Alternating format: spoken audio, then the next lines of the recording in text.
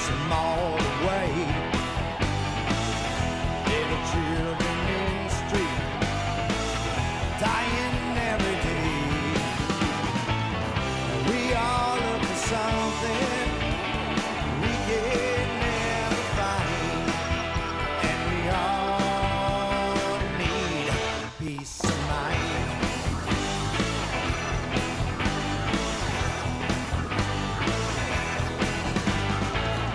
Lonely wretch on the street, looking for love. $20 beneath the sheets. Is this all she thinks of? We all look for something we can never find, and we all need peace of mind.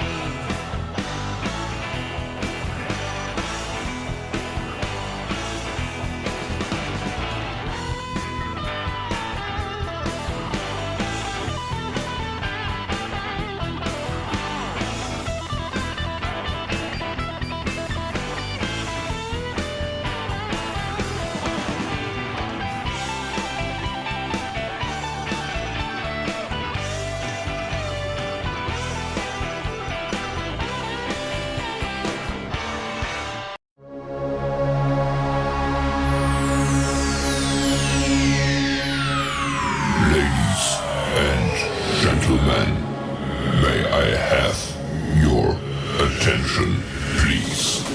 The show starts in 10, 9, 8, 7, 6, 5, 4, 3, 2, 1.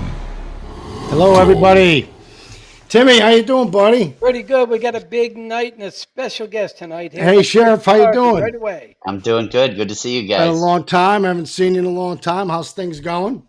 Things are going good. Busy. The state's keeping us busy. The state may be keeping you busy, but them criminals out there, they are certainly a handful, ain't they? Well, I'm sure we'll get into it, but some of the recent changes have definitely affected the way that policing's done in New York State, specifically in our county. So, yeah, it's a different day. Yeah, there's no doubt about it. Yeah, that's what I really appreciate you coming, and that's what I want to talk about. Yesterday, I had last week we had John McDonald on, and we wanted to talk about raise the age and bail reform, and he comes on with a legislative point of view.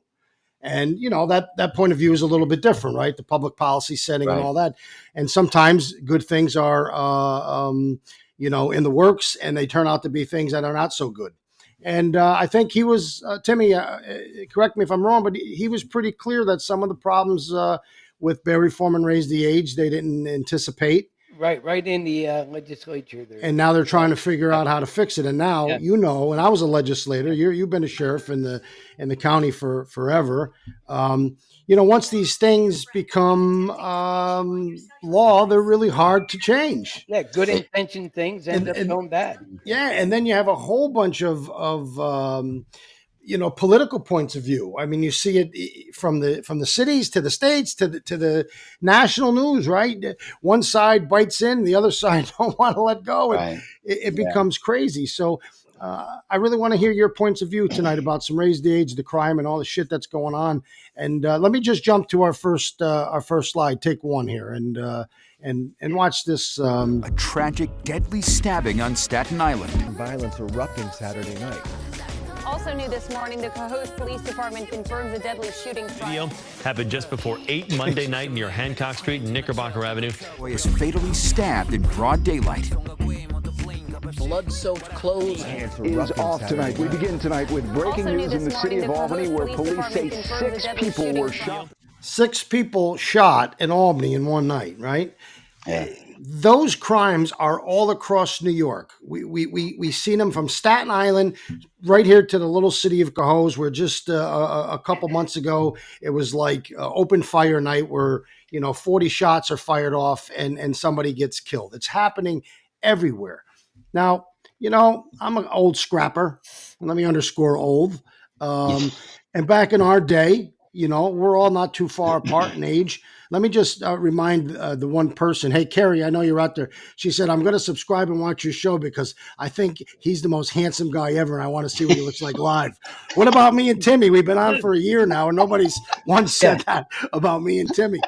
Well, So I just can't win. Yeah, But, well, I got a sister there saying hello, so. Yeah, there's a lot of people. John Large is saying hello. We got Yeah. Sue. We got a whole bunch of people from Facebook. Yeah. Apple's a stand-up guy. Yes, he is. Yeah, he is. Great there's guy. a lot of good Everybody's comments. But back in our day, you know, you get in a scrap. You might not talk for a couple days. Right. You see each other in a bar. You buy each other a drink. Next thing you know, 30 years later, you're best of friends. And today Yeah. it's like boom, boom, boom, boom, boom, boom, boom. You're dead and life is over and they don't care. And I think, you know, this raised the age. And I like to talk about that first because it seems to me that it has emboldened these young kids, 16, 17 years old, to just go out there and say, I don't give a shit. I can't get in trouble. And they're out there shooting each other, stabbing each other, you know, hitting each other over the head with pipes. It's scary. And can you just kind of elaborate a little bit from your point of view, from a law enforcement? So, I mean, it's like the perfect storm, Sean. First of all, you have young individuals they're embracing, man. They're running around with guns. They don't care less. Just earlier tonight, I was sitting there watching the news, scrolling through Twitter, and I see down in Atlanta a group of kids shooting at a 14-year-old kid. The other group of kids, the other group of kids were all packing. They all had heat. I'm like, this is unbelievable. But you know what? It's this sense that everything just kind of hit us at once, right? You came off of COVID. You've got this raise the age on the heels of SAFE Act, and you know when the Dems push something out that's going to change things in a big way, especially criminal justice wise, the right goes even farther to the right, and then you have that huge void, right? Yeah, and right. I always kind of figured I'm like a bit of a pragmatist. I'm like, listen, it's myself and our other police officers and deputies and troopers that are in the streets every day in the trenches fighting this mess that they're creating. And I always say, just come and talk to us. Let us show you the adverse effects of it, right? I mean, you've got kids running around with handguns. You've got Glock switches out there. You've got us, not assembly members, but you've got electeds who don't know the difference from ghost guns to other guns, you know? And I mean, talk to us, right? Yeah. I will say this, and kudos to John McDonald, who you had on. John is one of the very few people that reaches out to me on almost anything criminal justice wise and like, hey, what happens with this? What happens with that? And that's all we're looking for is let us sit there and talk to you and say, hey, you know what? You can do bail reform. It's going to lower your census in the county jails. But you know what? I'm not going to be able to treat those that are afflicted with addiction. I'm not going to be able to help those with mental illness. We can't do that. Now you got carnage piling up on the streets. Bail reform, I agree there needed to be some reforms. I have no issue with that.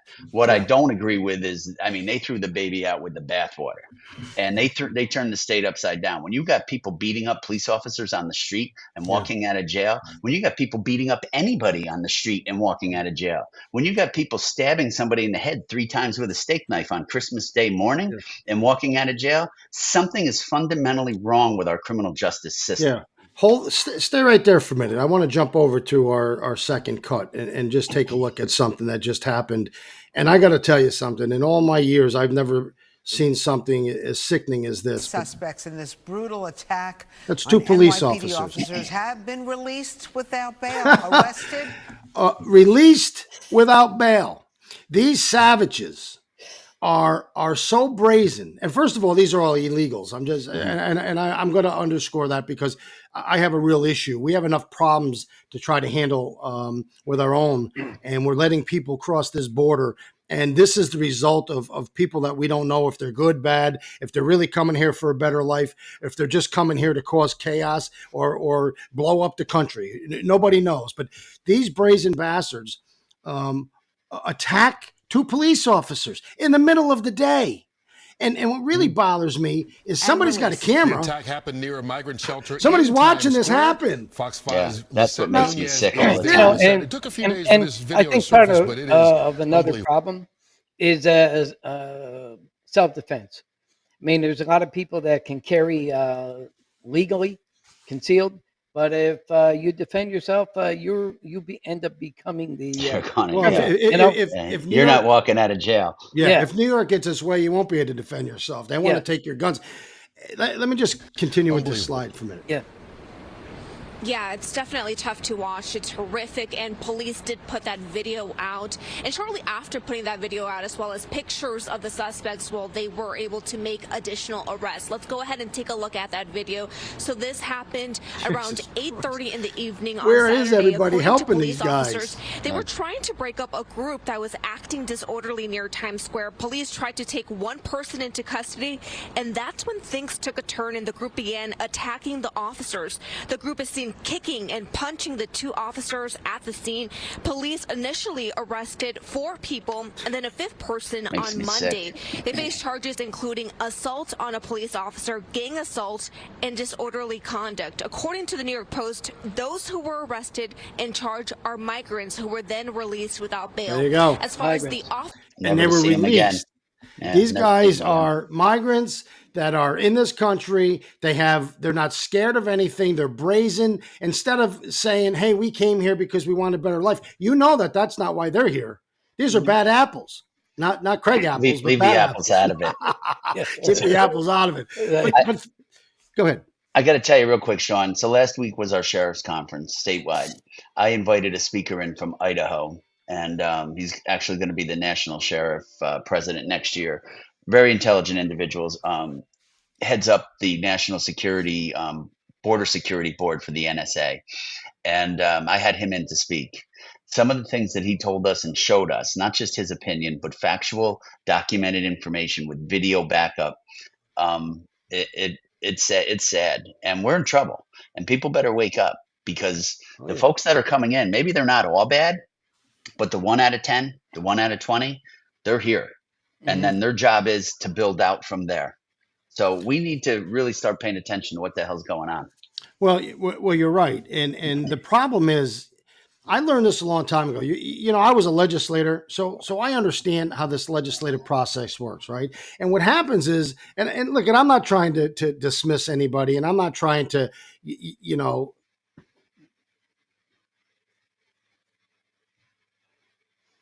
I think he froze up there.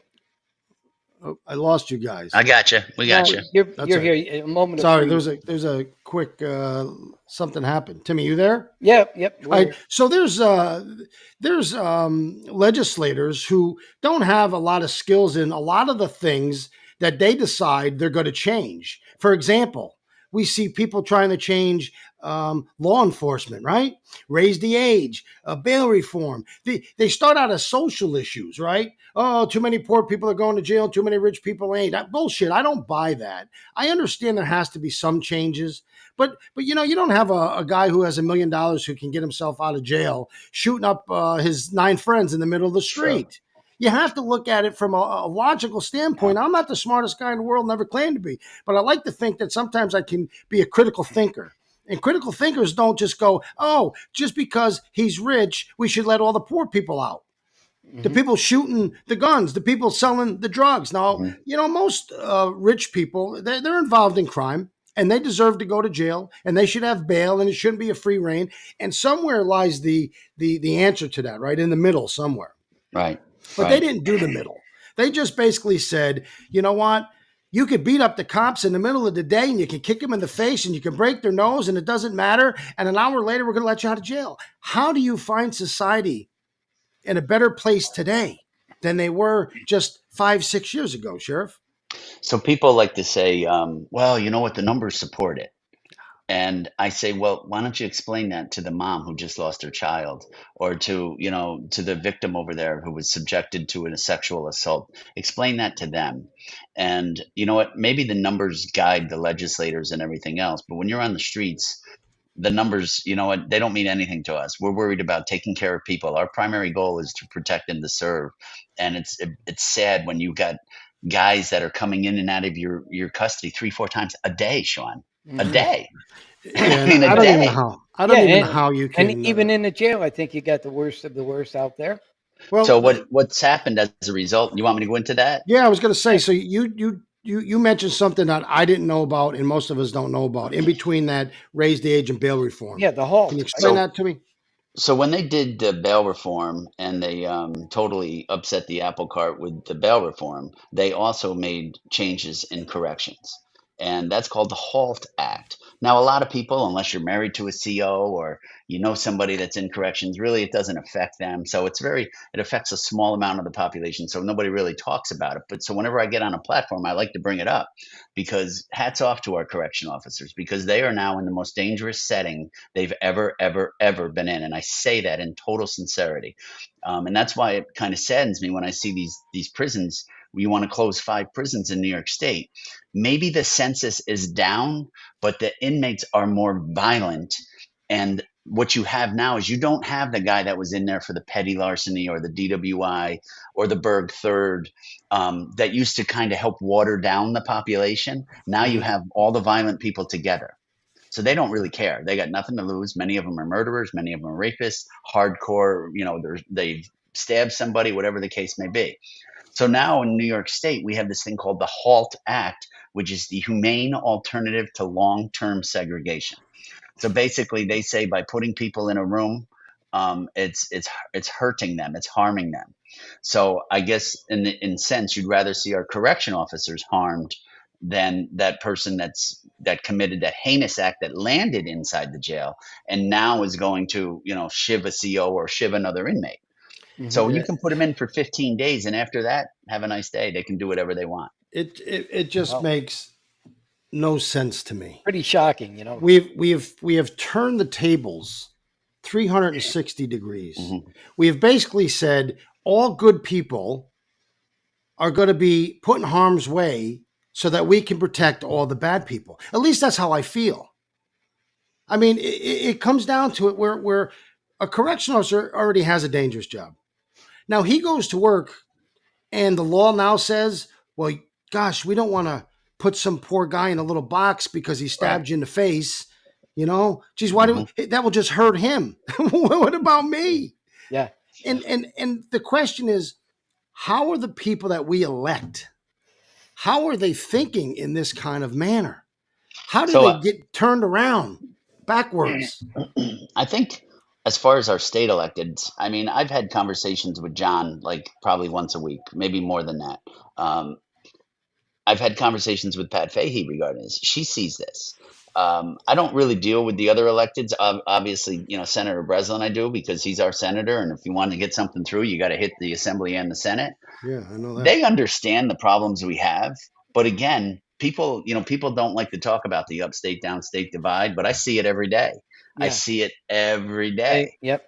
And until you can get those folks down there to reason with us and sit at a table with us and let us show them some of the adverse effects that their changes have had, nothing's going to happen. But it's been made clear to me already this year, don't talk about bail reform and don't talk about guns. We're not talking about that stuff this year. Yeah, that's just, it's nonsense. First of all, you know what? I always got myself in trouble because I just didn't shut my mouth and I always swim up the current, That's why I got myself in trouble. But the bottom line is have some balls. I don't care. Listen, I appreciate John McDonald coming on here. I appreciate his opinion. I believe he was sincere about what he's saying. And he had the courage to say, yeah, we have problems. But why ain't Neil banging his hands? Why ain't Pat Fahey banging her hands? Why ain't John screaming at the top of his lungs? Because if everybody sees it and says nothing, they're as bad as the people holding the camera while you're kicking the shit out of the cops on the ground. Right? And you know what? I was talking to a vet down in Albany the other day, and he said it's a different world down in New York City than it is up here. He goes, he was down New York City working. Okay, then he transferred up to the VA up here in Albany. He goes, what the hell's going on here? He goes, down in New York City, you got 5 counties and 1 mayor. You come up here and you got 1 county and you got 10 mayors. It's crazy. New York City, it's going to get worse before it gets better because everybody's leaving New York City. New York City has millions of square foot of vacant space. New York City's losing all the millionaires because of the taxes in the state. Those millionaires pay 90% of the taxes. So when they're all gone, who's going to pay those taxes? Well, everybody's already fleeing New York State, and we're going to hold a podcast about that. And the reason people You're are going to fleeing, have it on like the state line. well, yeah, because the bottom line is people are jumping ship for a lot of reasons. But in the survey that we're doing, policy, raise the age, bail reform, taxes, schools. You have a school system right now that is spending all of its, or I shouldn't say the school, well, it is a school system. It's the State Board of Education. They're spending all of their time trying to take the Indian logos down while kids can't freaking read. Yeah. Why teachers are getting beat up in schools.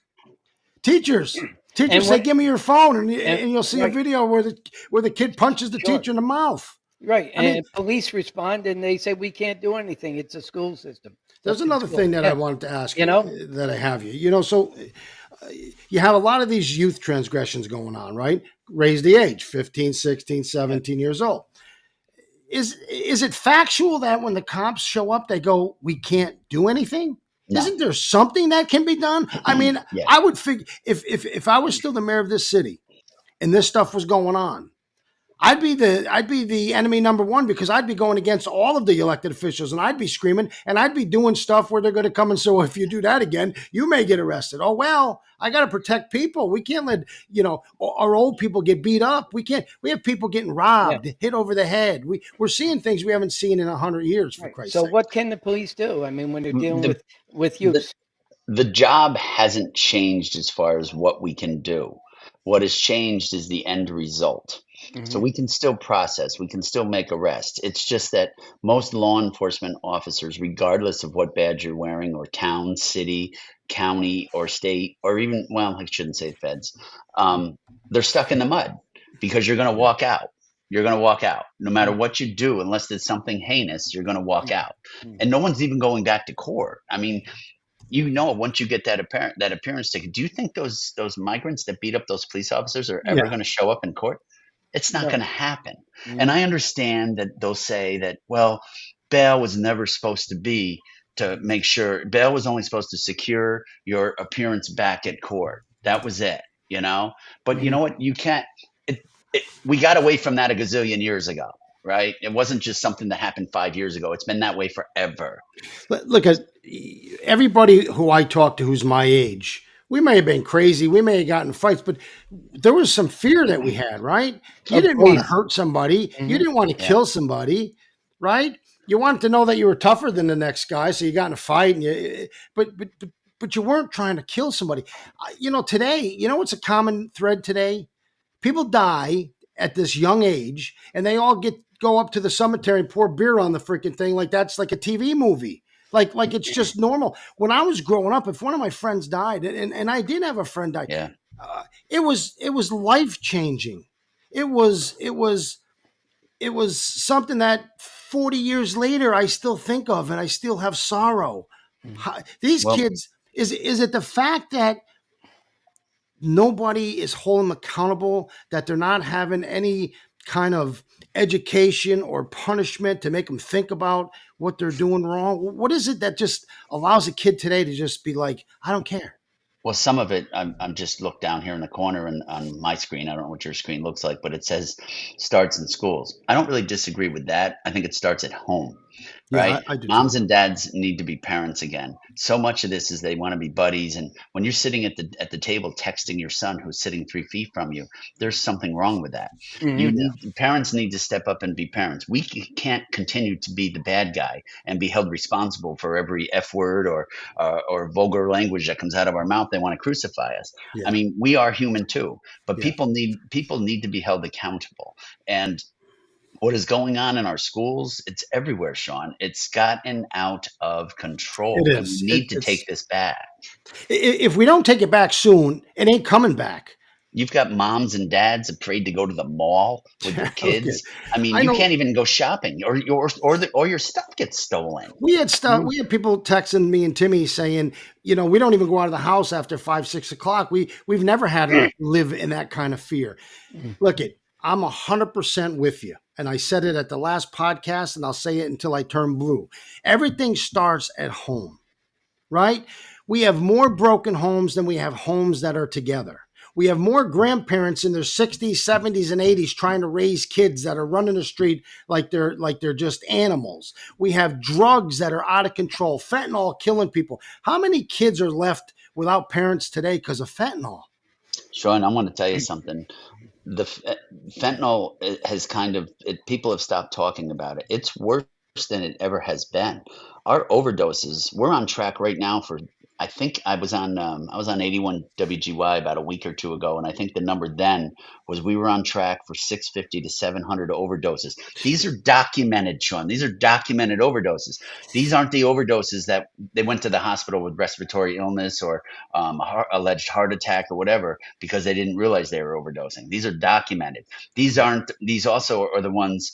They don't include where mom and dad are home jacking their kid with 3-4 doses of Narcan to bring them back because they got that stigma attached and they don't want anybody to know that their son or daughter's an addict. Yeah. So fentanyl is worse than it's ever been. Heroin has actually stepped to the side and welcomed fentanyl in.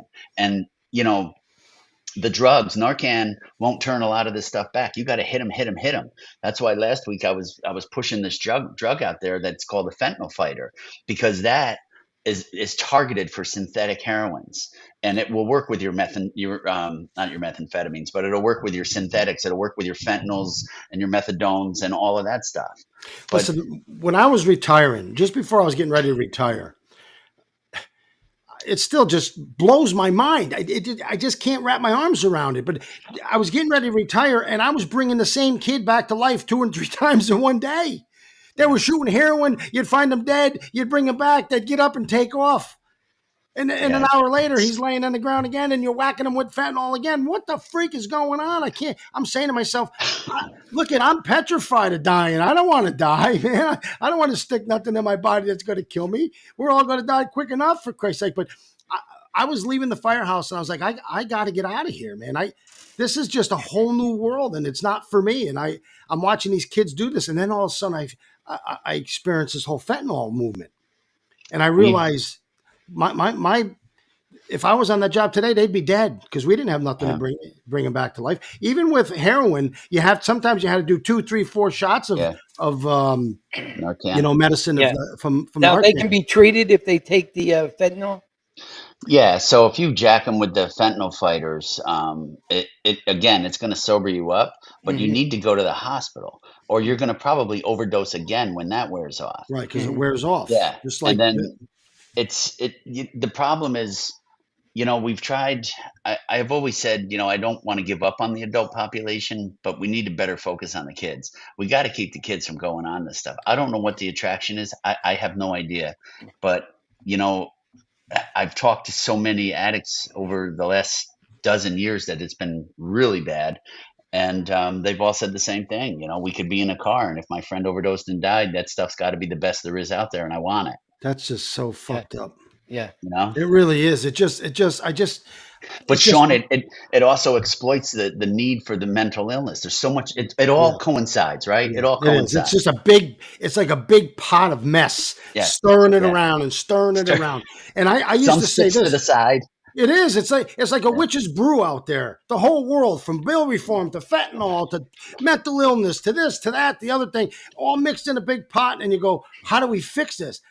There's no fixing it right now. I'm going to tell you, because nobody's got the balls or the wherewithal or the desire to fix it. Right now, we're in that bullshit stage that happens in politics where you spend 6 years talking about all the problems that you see and nothing ever gets done. You have a $5 meeting. You have a $10 meeting. You have a $100 meeting.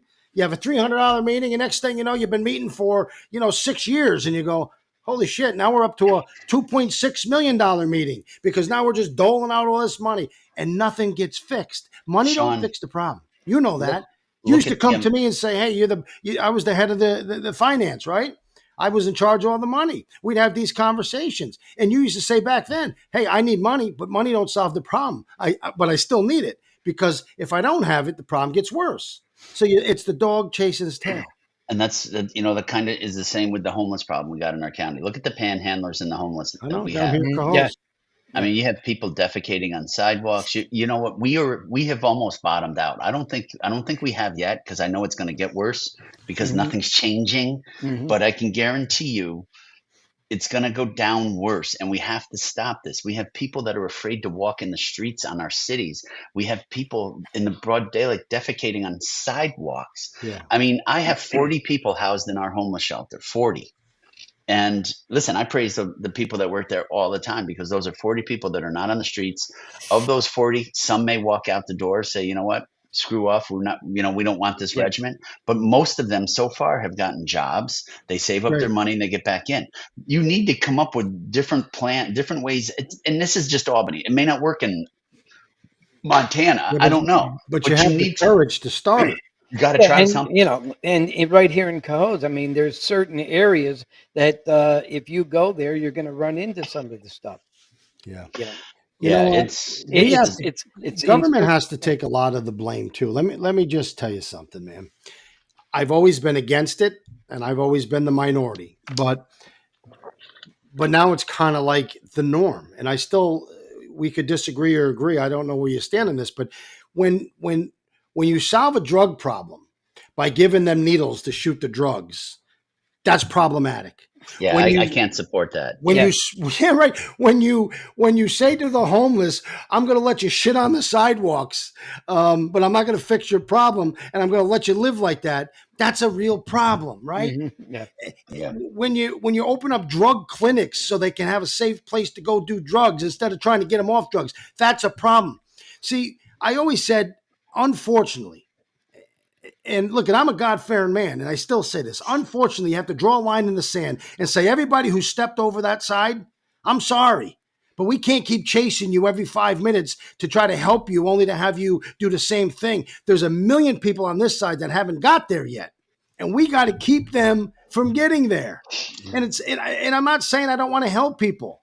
But you know as well as I do, when I was in the legislature, I said, holy shit, we're spending $3 million, $4 million, $5 million. And if you looked at the names, it's the same people over and over and over. The police can pull up and say, oh, that's Joe. We've arrested him 45 times. Yes, this is Steve. He lives under the bridge.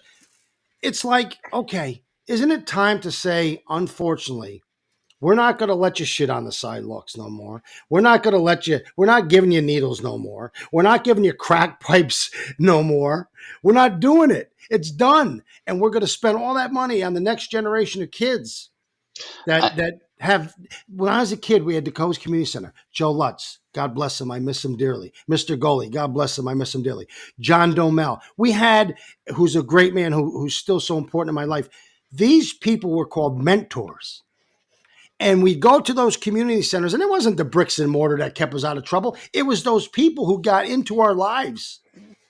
That's what you do, Sheriff. I know what you do. I watched you. I'll give McCoy some chicken shit won't come on. Where are you, McCoy? But I give him a lot of credit. He put all those recreation programs together. You know why? Because he cared about the kids, and he said, if I don't do something, who's going to do it? I think it's coming to a city near and dear to you soon, too. Yeah, he's got something going in Cohoes, but I have a hard listen. I will never give up on an addict. My personal opinion, I won't, because I've had good friends die.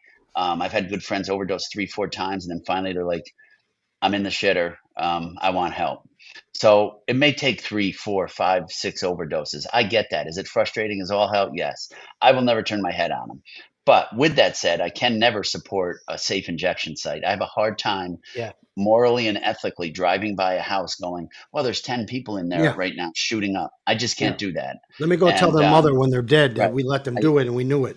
Yep, can't do that. Yep. Homeless, panhandlers, something needs to be done. So we go through the city and we move them. We offer them services. They don't want services because half of them are part of their own little mafia. They do this every day. They just move corners. They relieve each other. They're making more money than most of the people watching us right now. Well, it's, look, I said this to my friend the other day. I was taking a ride to the mall, and and even in Latham Circle, there's 3 different spots. This is an organized. This isn't just a panhandler. This is an organized chaos going on. These people know what they're doing. These ain't people going out hungry. They're brazen. A lot of the illegals, they just march across our. These weren't even. Most of these really aren't even illegals. That's true. They're just people that are running a hustle. It's They're a kicking, hustle. That's they're the kicking best word cars. for They're it. kicking cars on Yeah. Everett Road, and I mean, I Yeah. had deputies down there because we got so many complaints. I had deputies down every day just pushing them out of there. Get out and Yeah. move it on. And Well, everybody's like, "Oh my God, that's great! You're chasing them." No, we're offering them a service. You want help? We'll get you help. If Mhm. not, you're not standing on this corner anymore. Anyway, yeah. move. Well, you know, I think it's time that we stop them from standing on the corner. I think it's time that we stop giving them the needles. I don't want to repeat myself, but let's put some money into prevention, right? You can say, you know, we do all this stuff for kids. Bullshit. When I was a kid, there was so much stuff to do that you just couldn't do it all. When the summer came, there was so much going on, you couldn't even get in trouble. We had drop-in centers where you would go in and there'd be 2 or 3 adults there, and the young kids would play games, and it was a safe place. There's a lot of kids that just want to be safe, man. They don't want to be caught up in that world. But if nobody helps them, they have no choice but to get caught up in that world. And that's where they're going to get caught up. They're going to get caught up with drugs and guns and death. Well, Death. They're going to be killed. Here, put this on your radar. So the holiday lights have now gone 2 years with no lights, right? I know. Stupid. So I don't know the exact number, but it was a couple $100,000 that the Police Athletic League made off of that to support their programs and their teachers and everything else. 2,000. I just talked to Lenny Ricuti. I had to call him because I'm like, how are you guys making money? Where's that money coming from? And they're running in the red this year. I mean, I don't know if these are inside secrets, but it's too late. We're on a podcast. He's going to be like I'll bring on Lenny because I love him. He's going to be $500K in the hole. And where are these kids going to go if that closes down? 2,000 kids, Sean. 500K in the hole because they said it was a nuisance having people drive through the park. I'll tell you what, I'll go in that park right now, and what's going on there right now, that's a nuisance. Okay? It ain't just up there looking at Christmas lights. I mean, look, I'm not here to bash anybody, but whoever made those decisions really wasn't thinking about the kids and what them programs do. They're thinking about politics. You know what happens to politicians? They hear one squeaky wheel and they think that's what everybody in the world thinks, and they respond to it, right? And I go, wait a minute, that's 2 people telling you that. I heard 30 people who haven't said a word publicly tell me, no, I like this or I like that. But politicians react. Oh my God, I got to get reelected. So, you know, if Mrs. Jones is saying that, everybody must be saying that. Yeah. Taking those lights out of that park was as bad of an idea as everything else I see in Albany the last couple of years. Well, you know, I don't. Right. And, you know, and look at this. I think the sheriff made it pretty clear. These people are not in the trenches, okay? And they're the last people who should be making these decisions. You know? Yeah, there's no doubt. They're just not in the trenches. You got a lot on your plate, and instead of just being the common sheriff that just says our job is to arrest people, you have done things from recreation. You have done things for homeless. You're doing things for dogs. Veterans. Right? You're doing things things for veterans here. You know? Yeah, you're doing things for veterans, for the prisoners who want help. I don't know where to start and say thank you for what you do because, you know, I've always been a fan. Always said the guy's got this incredible head on his shoulders, always looking out to help everybody else. If anything, just keep advocating because eventually people got to listen because there's only so many kids that you can put in a body bag and zip it up and throw them in the back of a hearse and not have it affect your life forever. There's only so many kids that you can go and find shot in the streets. Albany, like 20 people murdered last year. I think that was the highest in this history of the city. 19 the year before. There's only so much that the people will take before they rebel. You know what I mean? You've got to look. We try to keep an open mind, and this is one of the reasons why. Listen, I love my job. I tell everybody, I truly am living my dream job. I get to come in here every day and do what I love best, and that's helping people. And I got an incredible team. I think they'd like to have me committed sometimes, but you know, eventually they're like, "Hey, this isn't all that bad." But it's I got to tell you, we need to continue to just focus on just turning that dial a little bit. I mean, I've had opportunities to go to different places, even up to the Senate, but I'm like, I think I'd end up getting put in a corner up there. Well, you And I would be think, because you would be doing exactly what. Look at just take a look at me, brother. When you Right. fight the current, you drowned. They kill Yeah. you, and if you don't fall in line, you become useless. Right? If you're useless, then your voice is silent. You can scream with the biggest bullhorn from the Senate, but there's so much blocking you that nobody hears you. yeah, I would tell yeah, you that the choice that you made is the right choice because you own the platform, brother. You own it all. You're the boss. You're the big fish in the little pond, and you run the show, and you're making a difference. I got to be honest with you; those bastards ain't making a difference up in the Senate. If anybody who's watching this show, tell me one thing that the Senate's done for you to change your life. But there's a lot of people that will tell me that you changed their life. We're making a difference right now with this podcast. Okay. Well, it actually is important, Tim, because a lot of people aren't aware of this stuff. There's only a small amount of people that really pay attention because it doesn't go in it's not inside your bubble, Right. People don't know what goes on in the jail because it doesn't affect them and they're law-abiding citizens, and it doesn't matter. But I just feel the need to get out as a cheerleader for my staff because they're risking their lives every day. And hiring right now, we can't get anybody to take the job because these young kids are like, I ain't going in there. That place is crazy. Well, I'm glad that you said that. You know why? Because I've been getting a lot of messages. One is a couple people are talking about 911 dispatching. Hey, is he hiring for dispatchers? Are they hiring for corrections? Are they hiring? What are you hiring for? What are you looking for? So I can tell you right now, I do have a couple of dispatcher openings. All right. Johnny, there you go, brother. I do have dispatcher openings, and that's a brand new $12 million state-of-the-art center, brand new radio system, brand new computer automated dispatch. There's not a facility in the state of New York and maybe even surrounding that's as high-tech as that place. Great. Awesome. I have CO. I have probably 25, 30 CO vacancies, maybe 40 CO vacancies. I just put 6 on last week, 4 going on next week. So there's 10 for this month, or actually I guess we'll be into February at that point. Deputy sheriffs, I have an academy starting February 12th. Right now, I'm not hiring for that, although I have 15 more vacancies. But if you're interested, there will be an exam coming out.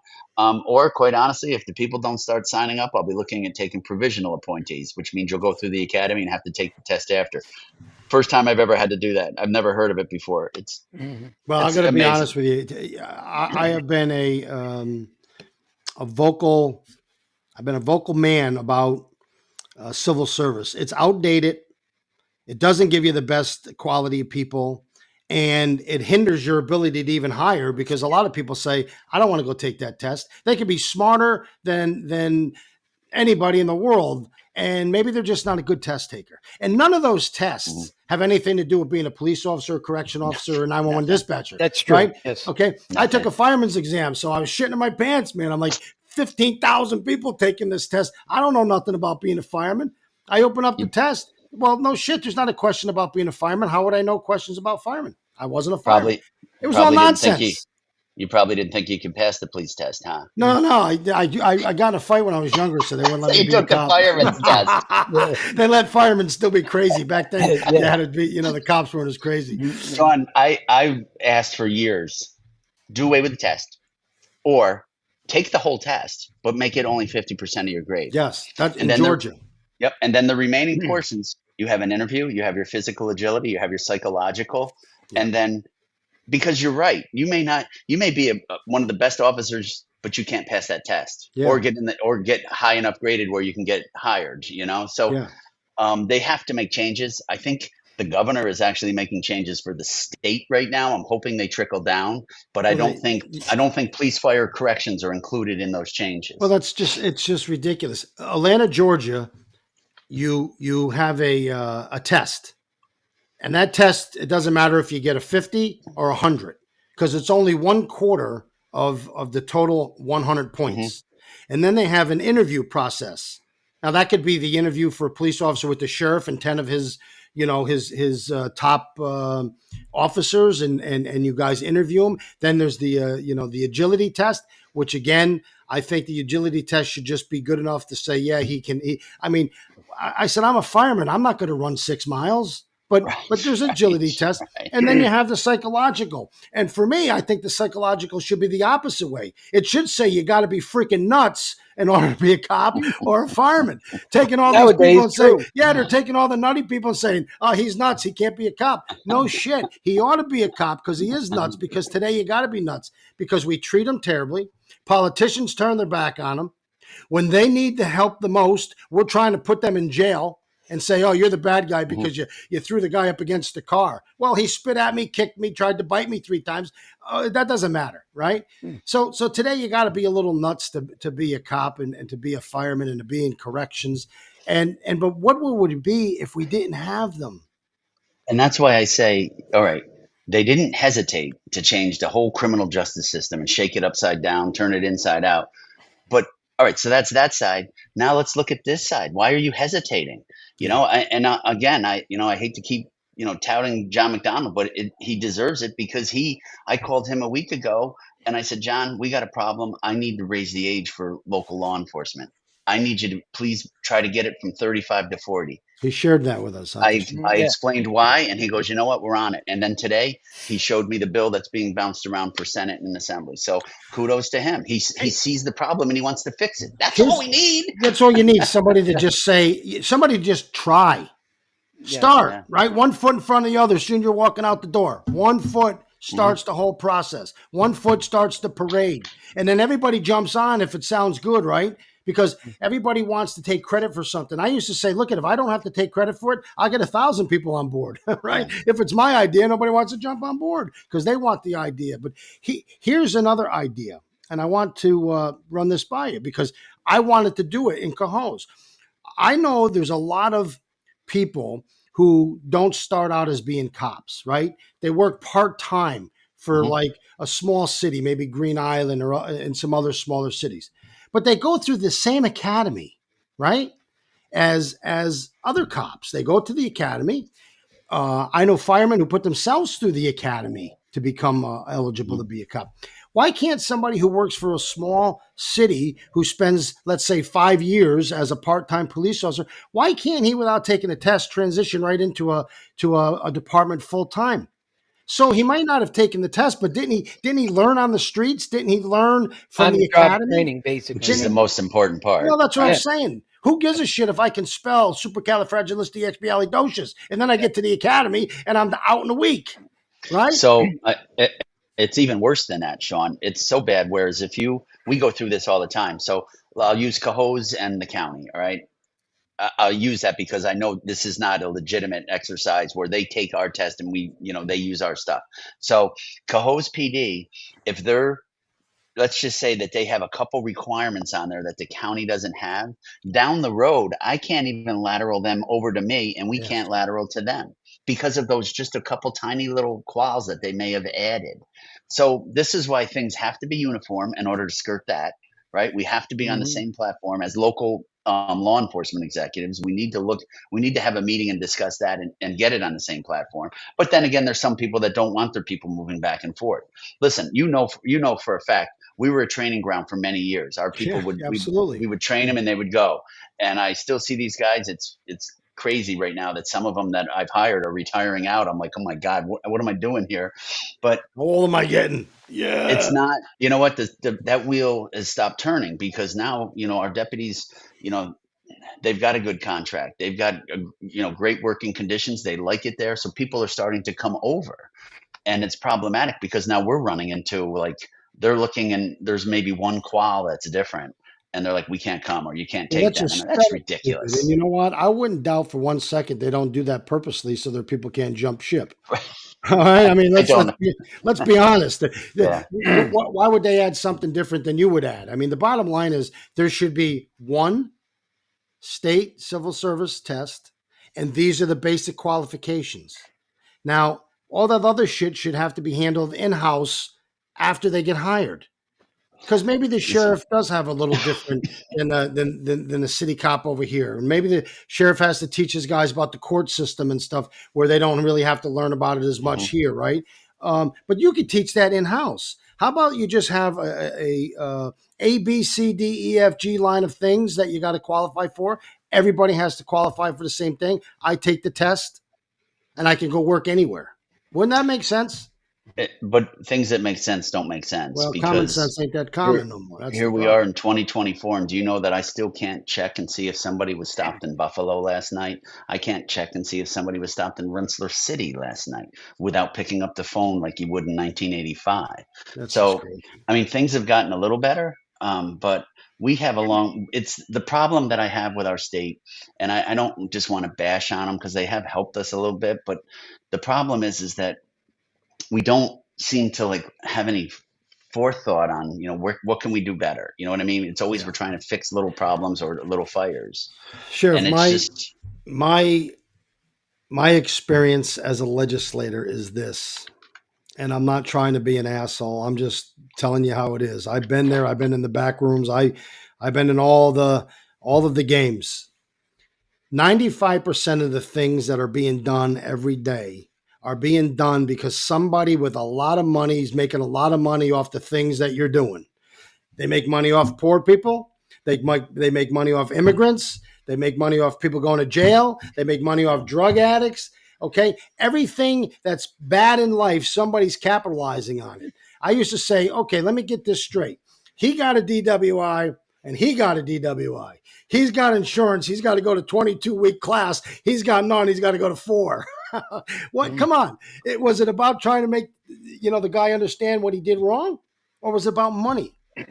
And I know that the little guy's not the one who's trying to change the world for money, but the big guy is. There's a lot of money in drug rehab. Oh yeah. There's a lot of money in being lawyers trying to fight for illegal immigrants coming into the country. There's a lot of money in the people that have to prep the food for them. There's a lot of money being made in a lot of things that are bad, and they don't just change that easy. So the question is, why does it take 6, 7, 8, 9, 10 years to turn the things upside down? Because it takes that long to get through all of the people that are spending, the capital trying to keep you from doing the right thing. And I don't care what anybody says. I've been there. I've seen it, done it, and been involved in it. Now, I'm not saying every single thing that they do is like that, but criminal justice reform, believe me when I tell you, there was a lot of people who had their hands in the mix, especially those trial lawyers and all the other lawyers that make a fortune. Raise the age. What is the benefit of sending kids to a family court that is already a cesspool, overrun with the worst of the worst? I talk to a lot of people, just as well as I do. Unfortunately, I've been in that family court. Okay. It doesn't matter if it's Albany. It doesn't matter if it's Troy. It doesn't matter if it's Buffalo. It doesn't matter. It is a cesspool of problems. It's everybody's life being ripped apart, right? Mm-hmm. Not enough people, not enough judges, not enough programs. And now we just take another, whole class of people and stick them in there and think that we're going to fix them. It ain't happening. Along those lines, Sean, when they did raise the age, the governor at the time promised all the counties that they would build enough juvenile detention facilities or add on to them to house everyone. Never done. How'd that work? They're just starting now to do plans for ours here in Albany. Yeah. Meanwhile, we're running kids all over the state. At one point they asked us if we could just hold them in a hotel overnight. Are you out of your mind? That's where we're at, though. You've got people making decisions that have no clue, and they've never fixed the problem. They focus on sexy projects, and if you don't fix the non-sexy, no one's coming for the sexy ones. That's the truth. Mm-hmm. That's the truth. I've been there, done it. You've been there a long time. Timmy hasn't been involved in politics. That's probably why he's smarter than both of us, because he kept his ass away from it, right? He's smart guy. But no, people ask me all the time, why don't I run? And I said, I'd rather be outside the tent throwing those grenades inside the tent. Yeah. Well, hey, Sheriff, I got to just be honest with you. This is a great podcast. We really appreciate you coming on.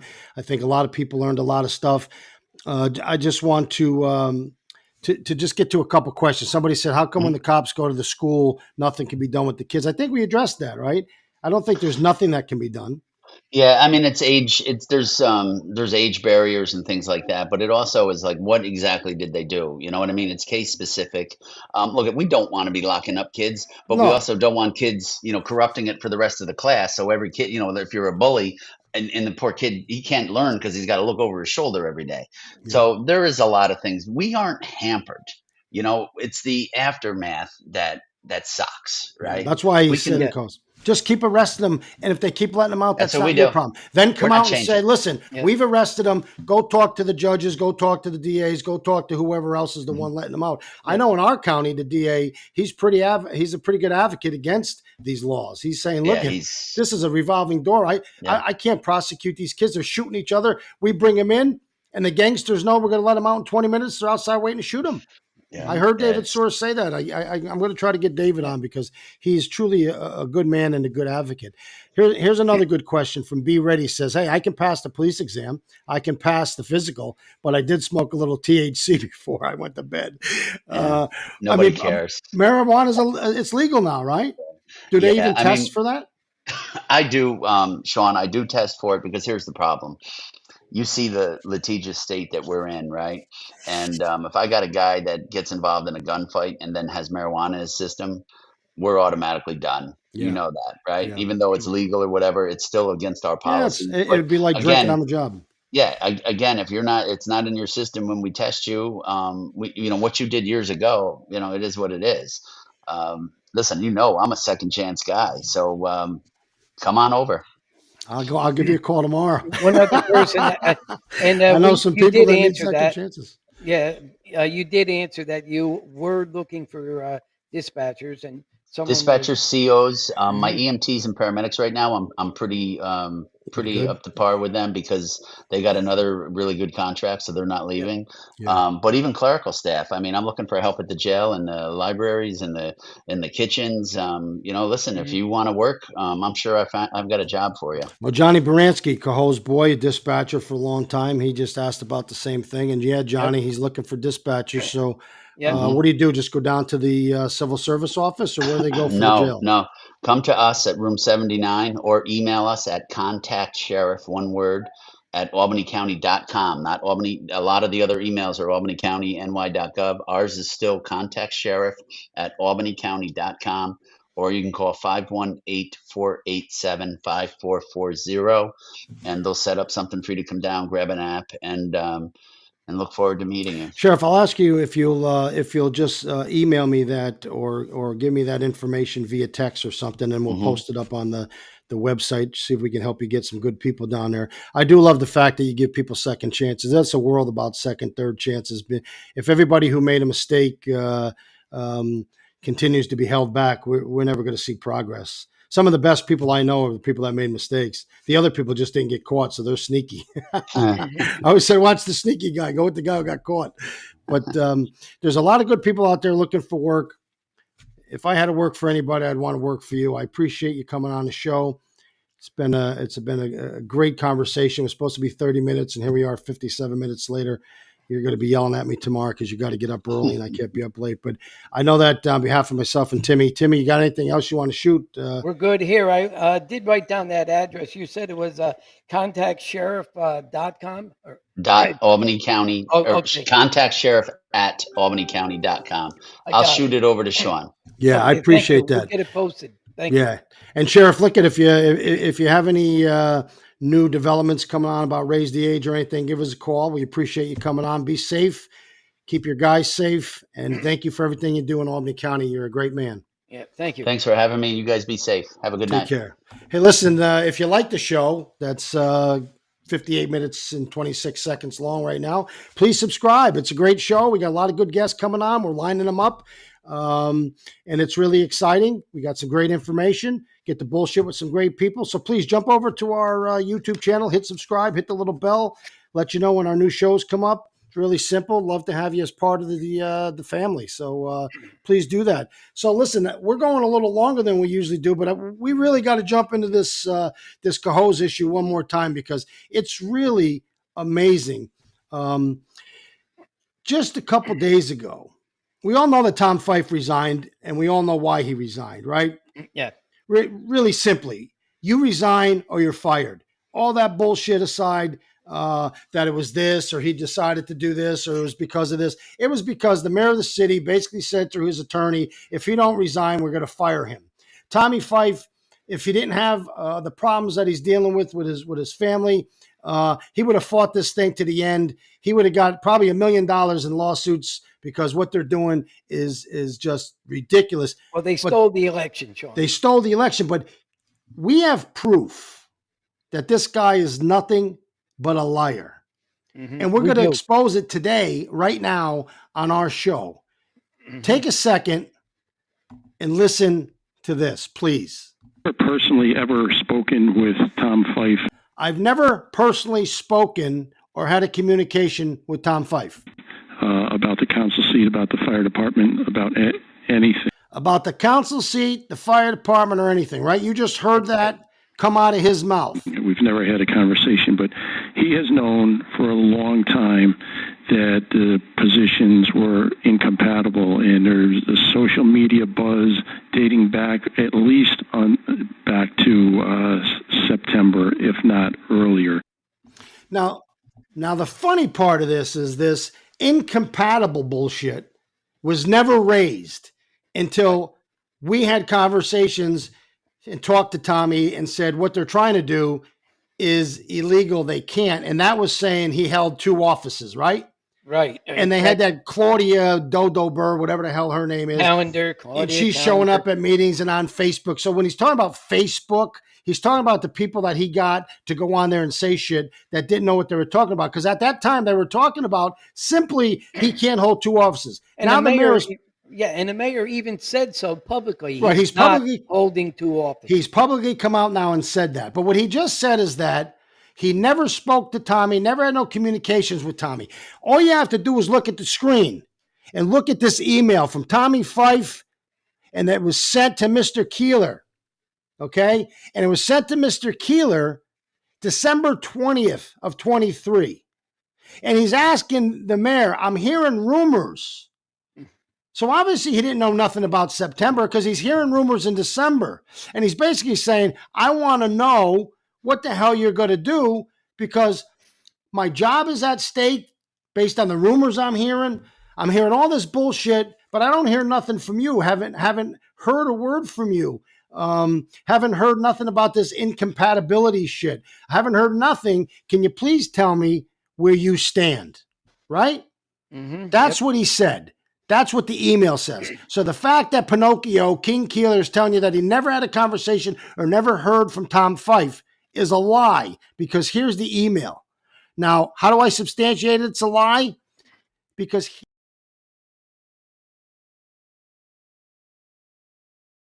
saying that there were a number of attorney general opinions regarding similar cases across the state where a police officer had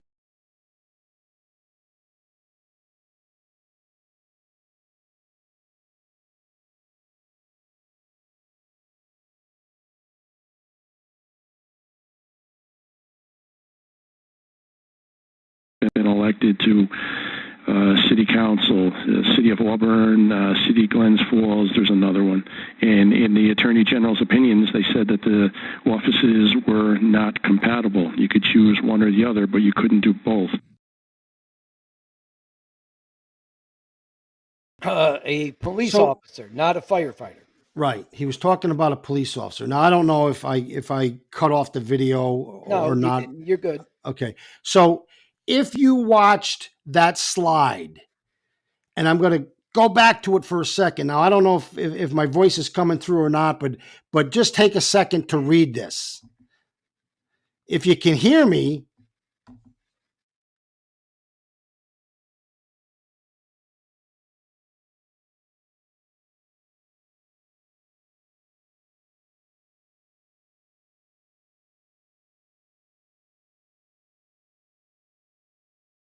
December 22 is when he says that. In his email, he says, I don't see any reason that you can't hold both positions. But in his statement to the radio host, he says, oh, he can't hold these positions. It's incompatible. He knew about it. We told him. This has been going on since September. But I've never talked to him personally. I've never had no communications. Well, Tommy sent you an email. You replied back. And you told him that you don't see any reason why he can't hold both positions. Congratulations. You may have to abstain for some stuff, but that's up to, that's something you'll have to figure out. So he lied. He went on the radio and he lied. He lied to the guy saying, I never spoke with Tommy. Well, maybe you didn't move your mouth and he's seen it, but you sent him an email. And Tommy sent you an email. And then you said that he knew in September that this was incompatible. Yet he didn't even ask you till December. So how would he have known in September? He wouldn't have known. And then when he asked you, you said, well, he knows he can't hold both jobs. Yet in his email, he asked you if he can in December before he gets sworn in, and you tell him he can. Right. And then he even invites him to the ceremony to swear him in. And then what's he say on the radio, Sean? The moment he gets sworn in, what does he have to do? Well, what he's basically saying is because there's some case laws out there, but there's a whole bunch of different case laws. There's a case law out there that basically says once you take one office, you have to resign from the other office automatically. But it doesn't apply to employee officer. It does not apply. The law is not about an employee taking a job. So the guy that he's talking about was a police chief. You know what a police chief is? He's an officer. He's an officer. He couldn't hold both positions. The other people he's talking, Glens Falls, he's full of shit. The firefighter in Glens Falls won his case in the Court of Appeals. They paid him 2 years back pay. And he held on to the councilman's seat for 2 years while the case was going through court. This is nothing more than a council seat being hijacked by a guy who doesn't want Tommy Fife because Tommy Fife has got the courage to stand up to him. Right. So he stole the election. And furthermore, the threat that he put on Tommy was this. If you take the oath, you have to vacate your job as a firefighter. That's what he did and threatened him. And the choice would be his salary as a firefighter over a $1,400 a month salary as a councilman. And worse than that, he lied to everybody, pretending that. So what he did is he told Tommy he see no problem. Yep. Tommy then takes the man by his word. Yep. Right? Yes. Takes him as a stand-up guy, as his word. Signs the office, the oath of office with Keeler, mind you. He was also on political flyers with Keeler, so if Keeler wasn't trying to sway him one way or the other, why is he on a flyer with him? Which is true, yes, he was. And soon as Tommy signs the oath... And he was endorsed by the Democratic Party. And soon as he signs the oath, this big piece of whatever you want to call him, King Keeler... Well, plus his lapdog. His lapdog by Billy. Yep. They basically say, if you don't resign, we're going to fire you. And here's the last slide I want to throw up. Take a second to listen to this. Yes. A second-term Democrat says he never tried to influence Fife one way or another. I don't know why that's doing that. Was that doing a double? No, it didn't play. It didn't play? No. Let me see if I can figure out why it ain't playing. Here, let me try it. It's been his choice for a long time, and ultimately and apparently he has decided that he is stepping down from the council seat. Fife's resignation is effective January 31st. Keeler says the council is now free to appoint someone to serve in Fife's place until the end of the year. There would be a special election in November. A new Sixth Ward council representative would be elected, and that person would take over January 1st and fill the remaining 3 years on the... So basically, to me, total setup. It was, and I believe the people of the Sixth Ward, you had your election stolen, folks. They had their election stolen, and then right here on Truth, Lies, and Political Bullshit, you just heard the mayor of this city, again, lie. And I don't say that lightly. If somebody lies, I'm calling them out on it. But I wouldn't do it unless I knew and I had proof. And the proof is this. He said, I never spoke to Fife, yet they communicated through email. Okay, you want to play semantics, the little, trooper semantics? I didn't talk to him. Yes, you did. You emailed them. In the email, Tommy says, listen, can you please tell me what your position is as the mayor? It's important for me to know that if I take this position, you're okay with it. You're not going to come after me and try to hurt me and my family and put me into a position where I got to fight. He replies in his email, I see no reason why you can't hold both positions. Yet, that's in December.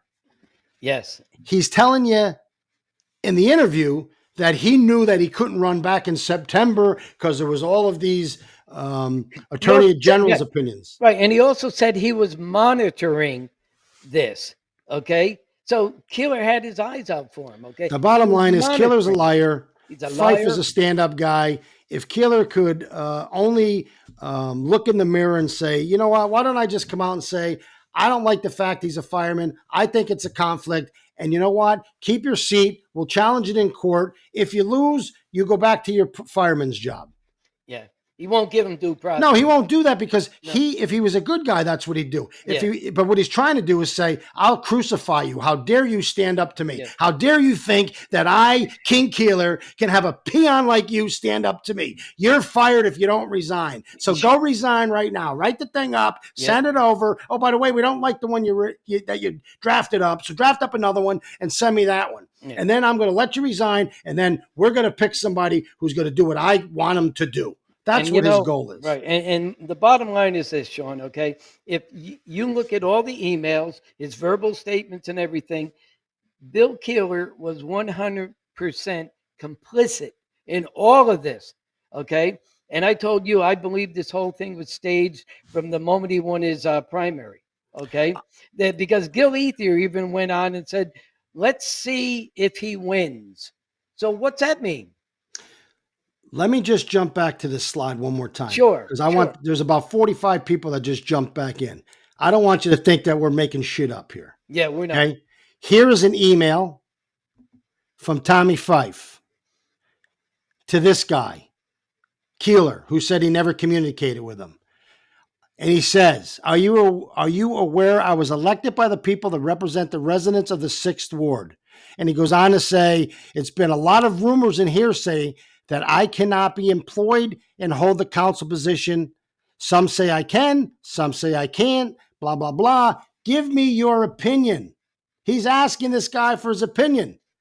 But this guy goes on the radio and says, what? Ever spoken with Tom Fife about the council seat, about the fire department, about anything? We've never had a conversation, but we've never had a conversation.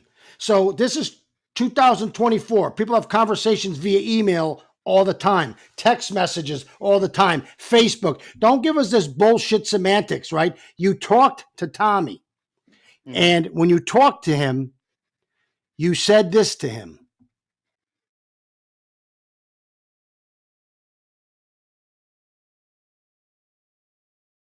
Keeler had been monitoring the situation. I got paperwork in November saying that there were a number of attorney general opinions regarding similar cases across the state where a police officer had been elected to city council, city of Auburn, city of Glens Falls, there's another one. And in the attorney general's opinions, they said that the offices were not compatible. You could choose one or the other, but you couldn't do both. So there you go. Yeah. He said he was monitoring it. He was following it. He knew in September. And November, then him on the flyer. Right. Then the email that he wrote back to Tommy that you just read clearly states, I know of no reason why you can't hold both positions. Right. And then he said, you lying son of a bitch. Yeah, yep, it's true. So the bottom line, folks, is in the 6th Ward, your election down there was stolen by Bill Keeler. I'll say that openly and publicly because the documents and his statements all support it. Yeah, so the bottom line is everybody knows we've beat the dead horse. Yep. Everybody knows Keeler lied.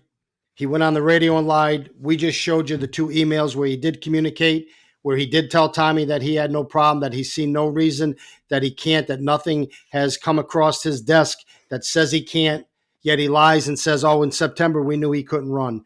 The guy is just full of shit.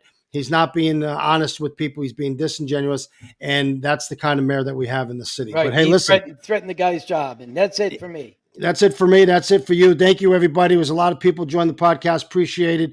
I promise you this. We'll get better at reading all of the comments.